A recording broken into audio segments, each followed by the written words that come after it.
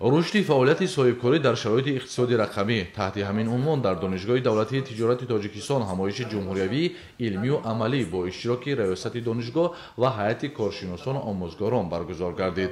Қайд гардид, ки рушди соҳибкорӣ пайваста мавриди таваҷҷӯҳи президенти ҷумҳурии Тоҷикистон пешвои миллат муҳтарам Эмомалӣ Раҳмон қарор дорад.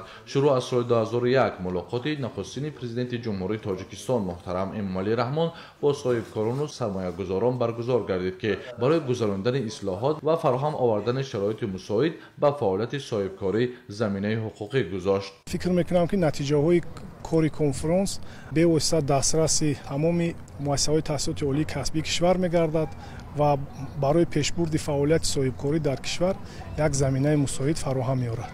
ҳамзамон қайд гардид, ки ҷумҳурии Тоҷикистон дар марҳилаи нави иқтисоди рақамӣ қарор дошта, тадбирҳои муосирро барои гузариш ба рақамикунонии иқтисодиёт дар соҳаҳои гуногуни кишвар ба роҳ монда, дар солҳои охир рушди бахшҳои иқтисоди рақамӣ ба яке аз ҳадафҳои муҳими ҳукумати ҷумҳурии Тоҷикистон табдил ёфтааст.